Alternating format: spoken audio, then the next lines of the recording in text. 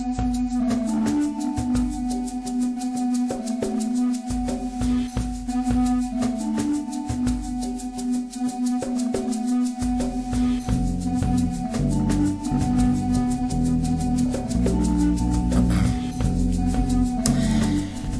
non, pas d'intro aujourd'hui. On hésitait entre faire un hors-série parce que là... on va revenir sur l'actualité. Souvenez-vous de Mathilde Panot, la députée NUPES qui, lors du 5 juillet, avait dit que la première ministre, Elisabeth Bornstein, était une rescapée, donc la première ministre la plus mal élue de la Ve République. Elle a suscité un tollé, étant même accusée d'être antisémite, certains voyant une référence au père de la première sinistre, un ancien déporté. Et les gens ont juste retenu le mot rescapé, et le nom de Mathilde Panot a été traîné dans la boue, alors que la phrase n'avait rien de choquant. Je cite... Madame Borne, il faut le dire, vous êtes une rescapée, vous êtes la première ministre la moins élue de la Ve République. Vous avez maintenu un gouvernement à trous et en sursis. 3 de vos ministres ont été défiés aux législatives. Que dire du ministre accusé de plusieurs viols maintenus en poste jusqu'à lundi, ou celle visée par des viols gynécologistes toujours en fonction à ce jour? Le camouflet électoral des législatifs, porte votre nom. Mais vous voilà toujours là.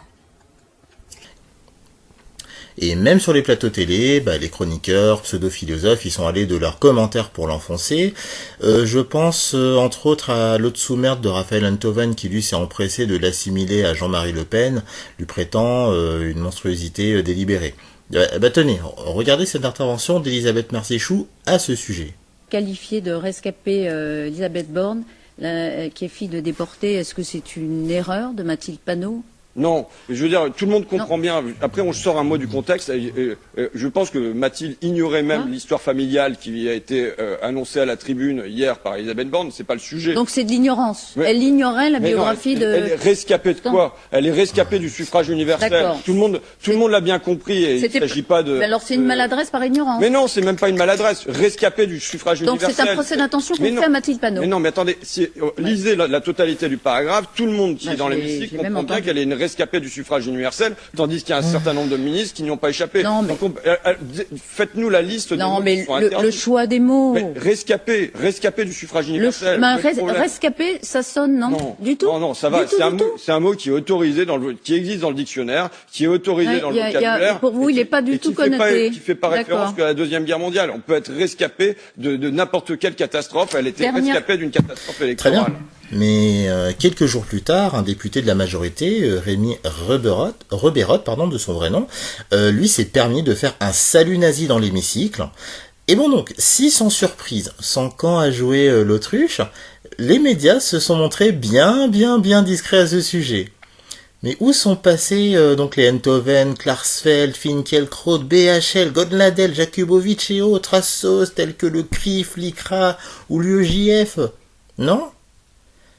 Et même la présidente de l'Assemblée, Yael Braun-Pivet, qui, lorsqu'elle fut critiquée pour avoir enterré l'affaire Benalla, a gueulé disant avoir subi des menaces sexistes et antisémites.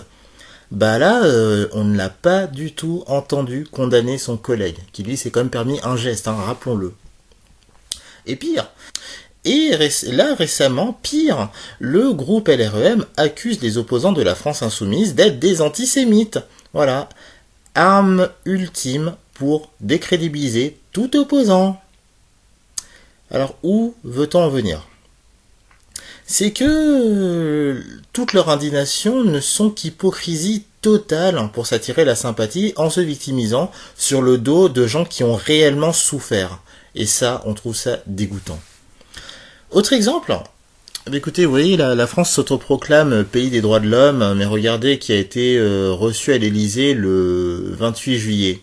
MBS, vous savez, Mohamed Ben Salman, celui qui est fortement soupçonné d'être impliqué dans le meurtre du journaliste Jamal Khashoggi. Mais bon, ce n'est pas grave, regardez la réaction de l'ultime cruche. On le disait, le prince héritier saoudien reçu donc par Emmanuel Macron pour un dîner de travail, réunion autour du pétrole dans le contexte qu'on connaît de la guerre en Ukraine. MBS accusé d'avoir commandité l'assassinat du journaliste Jamal Khashoggi en 2018. Est-ce que vous, ce dîner dans ce contexte, vous met mal à l'aise ? Mais pas du tout, je pense qu'il faut regarder de quoi l'on parle. D'abord, le président de la République, depuis déjà tout son premier quinquennat et maintenant à l'amorce de son deuxième quinquennat, a toujours été clair sur sa stratégie diplomatique, c'est-à-dire toujours parler avec tout le monde, y compris avec des pays ou des régimes ou des dirigeants avec lesquels on peut avoir des désaccords, y compris forts et assumés.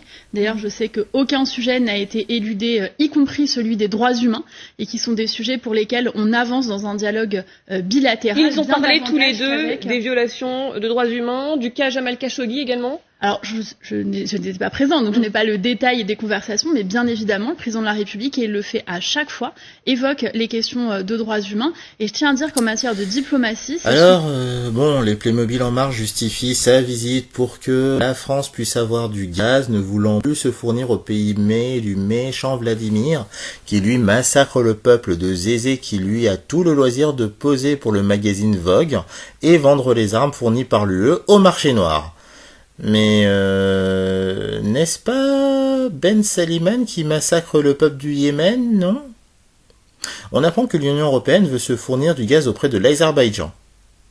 L'Azerbaïdjan, oui, sérieusement, oui. Ce pays qui est connu pour être plus dictatorial que la Russie. Et comble de la bêtise, l'Azerbaïdjan se fournit auprès de la Russie. Bon, on va finir avec un dernier exemple.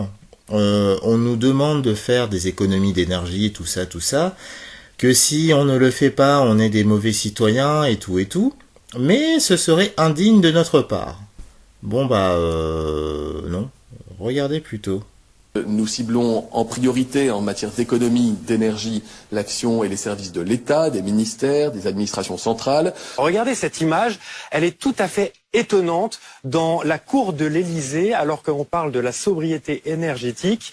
Nous voyons ces voitures qui tournent à plein régime pour que la climatisation fonctionne à plein régime elle aussi. Mais nous demandons aussi un effort citoyen aux Françaises et aux Français. Quand on part en week-end ou quand on part en vacances, on débranche un maximum de prises électriques parce que sinon ça continue de consommer de l'énergie. On débranche son Wi-Fi. On baisse un peu la clim. Et puis bien sûr, on éteint les lumières quand on n'utilise pas les pièces. C'est bon pour nos réserves et évidemment, c'est bon pour la planète. Et personne pour s'indigner ?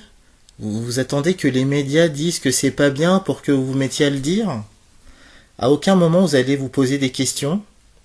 C'est comme le poudré qui va vous demander 1000 sacrifices à cause du trou de la Sécu, alors que les tests ont déjà coûté 16 milliards d'euros à la Sécu. Vous savez, ces tests faits en masse par les picousés, hein? Ils nous ont coûté 16 milliards.